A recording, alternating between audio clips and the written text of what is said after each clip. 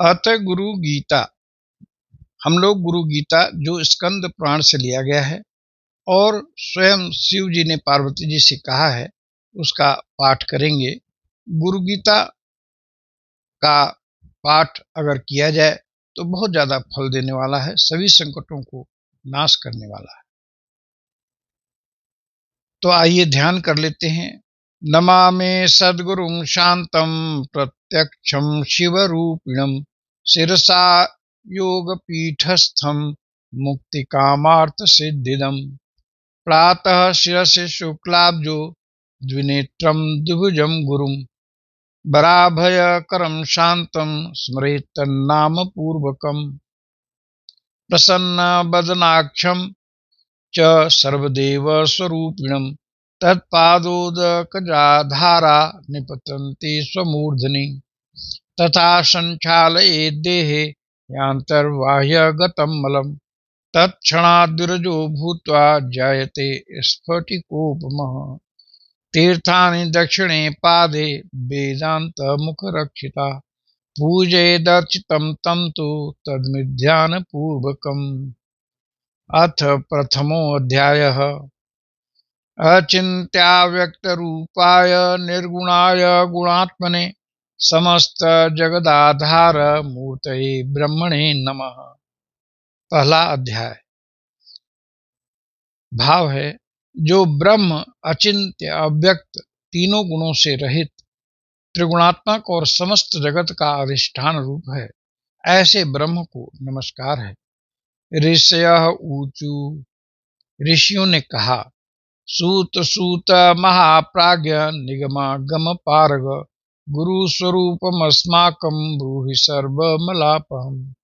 ऋषियों ने कहा, हे महाज्ञानी सूत जी, हे वेद वेदांगों के निष्णात, सर्व पापों का नाश करने वाले गुरु का स्वरूप हमें सुनाइए। यस्य श्रवण मात्रेण देहि दुःखाद् विमुच्यते येन मार्गेण मुनयः सर्वज्ञत्वं प्रपेदिरे यत्प्राप्य न पुनर्जाते नरः संसार बंधनम् तथाविधं परम तत्त्वं वक्तव्यं मधुना त्वया। जिसको सुनने मात्र से मनुष्य दुख से विमुक्त हो जाता है, जिस उपाय से मुनियों ने सर्वज्ञता प्राप्त की है, जिसको प्राप्त करके मनुष्य फिर से संसार बंधन में बंधता नहीं है, ऐसे परम तत्व का कथन आप करें। श्लोक नंबर 5। गुह्याद गुह्यतमं सारं गुरु गीता विशेषतः तत्प्रसादाच्च श्रोतव्या तत्सर्वं ब्रूहि सूतनः। जो तत्व परम रहस्यमय एवं श्रेष्ठ सारभूत है और विशेष कर जो गुरु गीता है, वह आपकी कृपा से हम सुनना चाहते हैं। प्यारे सूत जी, वे सब हमें सुनाइए। इति संप्रार्थितः सूतो मुनि संघै मुहुर्मुहु कुतूहलेन महता प्रोवाच मधुरम वचः। इस प्रकार बार बार प्रार्थना किए जाने पर सूत जी बहुत प्रसन्न हुए, मुनियों के समूह से मधुर वचन बोले। सूत उवाच शृणुध्वं मुनयः सर्वे श्रद्धया परया मुदा वदामि भवरोगग्निं गीतां मात्रे स्वरूपिणी। तब सूत जी ने कहा, हे सर्व मुनियों, संसार रूपी रोग का नाश करने वाली मातृ स्वरूपिणी, माता के समान ध्यान रखने वाली गुरु गीता को कहता हूँ। उसको आप अत्यंत श्रद्धा और प्रसन्नता से सुनिए। पुरा कैलाश शिखरे सिद्ध गंधर्व सेविते तत्र कल्पलता पुष्प मंदिरे अत्यंत सुंदरे व्याघ्राजिने समासितं शुकादि मुनिवंदितं बोधयन्तं परम तत्त्वं मध्ये मुनिगणं क्वचित् प्रणम्र वदनाशस्वन् नमस्कुर्वन्तमादरात् दृष्ट्वा विस्मयमापन्ना पार्वती परिपृच्छति। प्राचीन काल में सिद्धों और गंधर्वों के आवास रूप कैलाश पर्वत के शिखर पर कल्प वृक्ष के फूलों से बने हुए अत्यंत सुंदर मंदिरों में मुनियों के बीच व्याघ्र चर्म पर बैठे हुए शुक आदि मुनियों द्वारा वंदन किए जाने वाले और परम तत्व का बोध देते हुए भगवान शंकर को बार बार नमस्कार करते देखकर अतिशय नम्र मुख वाली पार्वती ने आश्चर्यचकित होकर पूछा। पार्वती उवाच ओम नमो देवदेवेश परात्पर जगद्गुरो त्वां नमस्कुर्वते भक्त्या सुरासुर नराः सदा। हे पार्वती जी ने कहा, हे ओंकार के अर्थ स्वरूप देवों के देव श्रेष्ठों के श्रेष्ठ हे जगद्गुरु, आपको प्रणाम हो। देव दानव मानव सब आपको सदा भक्ति पूर्वक प्रणाम करते हैं। विधि विष्णु महेंद्राद्यै वंद्य खलु सदा भवान नमस्करोसि कस्मै त्वं नमस्काराश्रयः किल। आप ब्रह्मा विष्णु इंद्र आदि के नमस्कार के योग्य हैं। ऐसे नमस्कार के आश्रय रूप होने पर भी आप किसको नमस्कार करते हैं। भगवन् सर्वधर्मज्ञ व्रतानां व्रतनायकं ब्रूहि कृपया शंभो ब्रूहि माहात्म्यमुत्तम। हे भगवान, हे सर्वधर्मों के ज्ञाता, हे शंभो, जो व्रत सभी व्रतों में श्रेष्ठ है, ऐसा उत्तम गुरु महात्म्य कृपा करके मुझसे आप कहें। इति संप्रार्थितः सस्वन् महादेवो महेश्वरः आनंदभरितः स्वान्ते पार्वती इदम अब्रवीत। इस प्रकार पार्वती के द्वारा बार बार प्रार्थना किए जाने पर महादेव जी ने अंतर में खूब प्रसन्न होते हुए पार्वती से इस प्रकार कहा। महादेव उवाच न वक्तव्यमिदं देवी रहस्याति रहस्यकं न कस्यापि पुरा प्रोक्तं तद्भक्त्यर्थं वदामि तत्। श्री महादेव जी ने कहा, हे देवी, यह तत्व रहस्यों का भी रहस्य है, इसलिए कहना उचित नहीं। पहले किसी से भी नहीं कहा, फिर भी तुम्हारी भक्ति देखकर वह रहस्य कहता हूँ। मम रूपासि देवी त्वं तत्सत् कथयामि ते लोकोपकारकः प्रश्नो न केनापि कृतः पुरा। हे देवी, तुम मेरा ही स्वरूप हो, इसलिए यह रहस्य तुमको मैं कहता हूँ। तुम्हारा यह प्रश्न लोक का कल्याण करने वाला है। ऐसा प्रश्न पहले कभी किसी ने नहीं किया। जस्य देवे परा भक्ति यथा देवे तथा गुरु तस्य ते करितार्थाः प्रकाशन्ते महात्मनः। जिसको ईश्वर में उत्तम भक्ति होती है, जैसी ईश्वर में वैसी ही भक्ति जिसको गुरु में होती है, ऐसे महात्माओं को ही यहाँ कही हुई बात समझ में आएगी।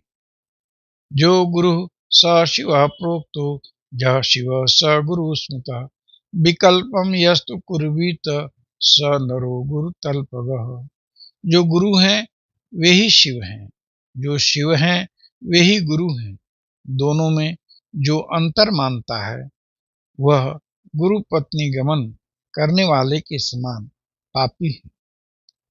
वेद शास्त्र पुराणानि चेतिहासादिकानि च मंत्रयत्र विद्यादीनि मोहनोच्चाटनादिकम् शैव शाक्तागमादीनि यन्ने च बहवो मताः अपभ्रंशाः समस्तानां जीवानां भ्रान्तचेतसाम् जपस्तपो व्रतं तीर्थं यज्ञो दानं तथैव च गुरु तत्त्वमभिज्ञाय सर्वं व्यर्थं भवेत् प्रिय। हे प्रिय, वेद शास्त्र पुराण इतिहास आदि मंत्र यंत्र मोहन उच्चाटन आदि विद्या शैव शाक्त आगम और अन्य सर्व मत मतांतर, ये सब बातें गुरु तत्व को जाने बिना भ्रांत चित्त वाले जीवों को पथभ्रष्ट करने वाली हैं और जप तप व्रत तीर्थ यज्ञ दान ये सब व्यर्थ हो जाते हैं। यहाँ तक 21वां श्लोक हो गया। अब हम लोग 22वां श्लोक का पाठ करते हैं। गुरु बुद्ध्यात्मनो नान्यत् सत्यम सत्यम वरानने तद्लाभार्थम प्रयत्नस्तु कर्तव्य व्यसट मनीषिभिः। हे सुमुखी, आत्मा में गुरु बुद्धि के सिवा अन्य कुछ भी सत्य नहीं है। इसलिए इस आत्मज्ञान को प्राप्त करने के लिए बुद्धिमानों को प्रयत्न करना चाहिए। श्लोक नंबर 23। गूढ़ा विद्या जगन्माया देहश्च ज्ञान संभव विज्ञानम यत् प्रसादेन गुरु शब्देन कथ्यते। जगत मूढ़ अविद्यात्मक माया रूप है और शरीर अज्ञान से उत्पन्न हुआ है। इनका विश्लेषणात्मक ज्ञान जिसकी कृपा से होता है उस ज्ञान को गुरु कहते हैं। देहि ब्रह्म भवेद्यस्मात् तत्कृपार्थं वदामि तत् सर्व पाप विशुद्धात्मा श्री गुरु पाद सेवनात्। जिस गुरुदेव के पाद सेवन से मनुष्य सर्व पापों से विशुद्ध आत्मा होकर बुद्ध स्वरूप ब्रह्म स्वरूप हो जाता है, वह तुम पर कृपा करके मैं कहता हूँ। शोषणम पाप पंकस्य दीपनम ज्ञान तेजस गुरु पादोदकम सम्यक संसार नवतारकः। श्री गुरुदेव का चरणामृत पाप रूपी कीचड़ का सम्यक शोषक है, ज्ञान तेज का सम्यक उद्दीपक है और संसार सागर का सम्यक तारक है। अज्ञान मूल हरणम जन्म कर्म निवारकम ज्ञान वैराग्य सिद्ध्यर्थम गुरु पादोदकम पिबेत। अज्ञान की जड़ को उखाड़ने वाले, अनेक जन्मों के कर्मों को निवारने वाले, ज्ञान और वैराग्य को सिद्ध करने वाले श्री गुरुदेव के चरणामृत का पान करना चाहिए। यह है श्लोक 26। श्लोक 27 का पाठ करते हैं। स्वदेशिकस्यैव च नाम कीर्तनम भवेदनन्तस्य शिवस्य कीर्तनम स्वदेशिकस्यैव च नाम चिन्तनम भवेद अनन्तस्य शिवस्य नाम चिंतनम। अपने गुरुदेव के नाम का कीर्तन अनंत स्वरूप भगवान शिव का ही कीर्तन है।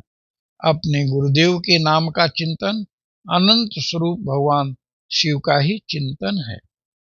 काशी क्षेत्रम निवासश्च जाह्नवी चरणोदकम गुरु विश्वेश्वर साक्षात तारकम ब्रह्म निश्चयः। गुरुदेव का निवास स्थान काशी क्षेत्र है। श्री गुरुदेव का पादोदक गंगा जी हैं। गुरुदेव भगवान विश्वनाथ और निश्चय ही साक्षात तारक ब्रह्म है। गुरु सेवा गया प्रोक्ता देह स्यादक्षयो वटः तत्पादम विष्णुपादम स्यात् तत्र दत्त मनस्ततम। गुरुदेव की सेवा ही तीर्थराज गया है। गुरुदेव का शरीर अक्षय बट वृक्ष के समान है। गुरुदेव श्री चरण भगवान विष्णु के ही श्री चरण हैं। जहाँ लगाया हुआ मन तद आकार हो जाता है। अब अगला श्लोक 30 है। गुरु वक्त्रेषितं ब्रह्म प्राप्यते तत्प्रसादत गुरुर्ध्यानम सदा कुर्यात् पुरुषम स्वैरिणी तथा। ब्रह्म श्री गुरुदेव के मुखारविंद में स्थित है। वह ब्रह्म उनकी कृपा से प्राप्त हो जाता है। इसलिए जिस प्रकार स्वेच्छाचारी स्त्री अपने प्रेमी पुरुष का सदा चिंतन करती है, उसी प्रकार सदा गुरुदेव का ध्यान करना चाहिए। स्वाश्रमं च स्वजातिं च स्वकीर्तिं पुष्टिवर्धनम् एतत् सर्वं परित्यज्य गुरुमेव शमाश्रयेत्। अपने आश्रम, ब्रह्मचर्य आश्रम आदि जाति, कीर्ति, पद प्रतिष्ठा, पालन पोषण ये सब छोड़कर गुरुदेव का ही सम्यक आश्रय लेना चाहिए। यहाँ गुरु तत्व की बात हो रही है और गुरु तत्व स्वयं भगवान शिव है। गुरु वक्त्रे स्थिता विद्या गुरु भक्त्या च लभ्यते त्रैलोके स्फुट वक्तारो देवर्षि पितृमानवः। विद्या गुरुदेव के मुख में रहती है और वह गुरुदेव की भक्ति से ही प्राप्त होती है। यह बात तीनों लोकों में देव, ऋषि, पितृ और मानव द्वारा स्पष्ट रूप से कही गई है। गुकारश्चांधकारो हि रुकारस्तेज उच्यते अज्ञानग्रासकं ब्रह्म गुरुरेव न संशय। गुरु में जो शब्द गु है उसका अर्थ है अंधकार और रू शब्द का अर्थ है प्रकाश। तो अज्ञान को नष्ट करने वाला जो ब्रह्म रूप प्रकाश है वही गुरु है, इसमें कोई संशय नहीं। तो ब्रह्म विद्या को गुरु कह रहे हैं भगवान शिव। गोकारश्चांधकारस्तु रुकारस्तन्निरोधक अंधकार विनाशित्वात् गुरुरित्यभिधीयते। उकारश्च गुणातीतो रूपातीतो रुकारक गुणरूपविहीनत्वात् गुरुरित्यभिधीयते। उकार से गुणातीत कहा जाता है, रुकार से रूपातीत कहा जाता है, गुण और रूप से परे होने के कारण गुरु कहलाते हैं। गुकारः प्रथमो वर्णो मायादि गुण भाषक रुकारोस्ति परम ब्रह्म माया भ्रांति विमोचक। गुरु शब्द का प्रथम अक्षर गु माया आदि गुणों का प्रकाशक है और दूसरा अक्षर रू माया की भ्रांति से मुक्ति देने वाला परम ब्रह्म है। सर्वसूत्रे शिरोरत्न विराजित पदाम्बुजम वेदांतार्थ प्रवक्तारम तस्मात् संपूजित गुरुम। गुरु सर्व श्रुति रूप शेष रत्नों से सुशोभित चरण कमल वाले हैं और वेदांत के अर्थ के प्रवक्ता हैं, इसलिए श्री गुरुदेव की पूजा करनी चाहिए। यस्य स्मरण मात्रेण ज्ञान मुत्पद्यते स्वयं स एव सर्व संपत्ति तस्मात् संपूजयेत् गुरुम्। जिनके स्मरण मात्र से ज्ञान अपने आप प्रकट होने लगता है और वही सर्व श्रम दम आदि संपदा रूप हैं, अतः श्री गुरुदेव की पूजा करनी चाहिए। संसार वृक्ष आरूढ़ा पतंती नर कारणवे यस्तानुद्धरते सर्वान् तस्मै श्री गुरुवे नमः। संसार रूपी वृक्ष पर चढ़े हुए लोग नरक रूपी संसार में गिरते हैं, उन सबका उद्धार करने वाले श्री गुरुदेव को नमस्कार है। एक एव परो बंधु विषमे समुपस्थिते गुरु सकल धर्मात्मा तस्मै श्री गुरुवे नमः। जब विकट परिस्थिति आ जाती है तो एकमात्र गुरु ही बांधव हैं और सभी धर्मों के आत्मस्वरूप हैं, ऐसे गुरुदेव को नमस्कार है। भवारण्य प्रविष्टस्य दिग्मोह भ्रांत चेतसः जेन संदर्शितः पंथा तस्मै श्री गुरुवे नमः। संसार रूपी अरण्य में प्रवेश करने के बाद दिग्मूढ़ की स्थिति में जब कोई मार्ग नहीं दिखाई देता, चित्त भ्रमित हो जाता है, उस समय जो मार्ग दिखाता है उस गुरुदेव को नमस्कार है। तापत्रयाग्नि तप्तानाम अशांत प्राणिनाम भुवि गुरुरेव परा गंगा तस्मै श्री गुरुवे नमः। इस पृथ्वी पर त्रिविध ताप रूपी अग्नि से जलने के कारण अशांत हुए प्राणियों के लिए गुरुदेव ही एकमात्र उत्तम गंगा जी हैं, ऐसे श्री गुरुदेव को नमस्कार है। सप्त सागर पर्यंतम तीर्थ स्नानम फलम तुजत गुरु पादयो बिंदो सस्तानेन तत्फलम। 7 समुद्र पर्यंत के सर्व तीर्थों में स्नान करने से जितना फल मिलता है वह फल श्री गुरुदेव के चरणामृत के एक बिंदु के फल का 1000वां हिस्सा है। शिवेरिष्टे गुरु त्राता गुरुष्टे न कृष्ण लब्ध्वा कुलो गुरुम सम्यक गुरुमेव समाश्रयेत्। जब शिव जी नाराज हो जाते हैं तो गुरुदेव बचा लेते हैं, जब गुरुदेव नाराज हो जाते हैं तो कोई बचाने वाला नहीं है। अतः गुरुदेव को प्राप्त करके सदा उनकी शरण में रहना चाहिए। गुकारम च गुणातीतम रुकारम रूप वर्जितम गुणातीतम रूपम च जो स गुरु स्मृतः। गुरु शब्द का गु अक्षर गुणातीत अर्थ का बोधक है, रू अक्षर रूप रहित स्थिति का बोधक है। ये दोनों स्थितियों को जो देता है उस गुरु कहते हैं। अत्रिनेत्र शिव साक्षात् द्विबाहुश्च हरिस्मृतः जो चतुर्वदनो ब्रह्मा श्री गुरु कथित प्रिय। हे प्रिय, गुरु ही त्रिनेत्र रहित 2 नेत्रों वाले साक्षात शिव हैं, 2 हाथ वाले भगवान विष्णु हैं और 1 मुख वाले ब्रह्मा जी हैं। देव किन्नर गंधर्वा पितृक्षास्तु तुम्बरु मुनयोऽपि न जानन्ति गुरु शुश्रूषणे विधिम। देव किन्नर गंधर्व पितृ यक्ष तुम्बुरु और मुनि लोग भी गुरु सेवा की विधि नहीं जानते। तारकाश्च शास्त्रैव दैवज्ञाः कर्मठः प्रिये लोक लौकिकास्ते न जानन्ति गुरु तत्त्वं निराकुलम्। हे प्रिय, तार्किक वैदिक ज्योतिषी कर्मकांडी तथा लौकिक जन निर्मल गुरु तत्व को नहीं जानते। यज्ञोपन मुक्ता से न मुक्ता योगिनस्तथा तापसा अपि नो मुक्ता गुरु तत्वात् परामुख। यदि गुरु तत्व से परामुख हो जाए तो याज्ञिक मुक्ति नहीं पा सकते, योगी मुक्त नहीं हो सकते और तपस्वी भी मुक्त नहीं हो सकते। न मुक्तास्तु गंधर्व पितृयक्षास्तु चारणा ऋषय सिद्ध देवाद्या गुरु सेवा परांगमुख। गुरु सेवा से विमुख गंधर्व पितृयक्ष चारण ऋषि सिद्ध देवता आदि भी मुक्त नहीं हो सकते। इति स्कंदर उत्तरखंडे उमा महेश्वर संवादे श्री गुरु गीतायां प्रथमो अध्याय। ओम नमः शिवाय, ओम नमः शिवाय, ओम नमः शिवाय। हम अपनी वाणी को यहीं विश्राम देते हैं और आप सभी को प्रथम अध्याय सुनने के लिए बहुत बहुत धन्यवाद। अब अगले एपिसोड में दूसरा अध्याय का श्रवण पाठ करेंगे। नमस्कार।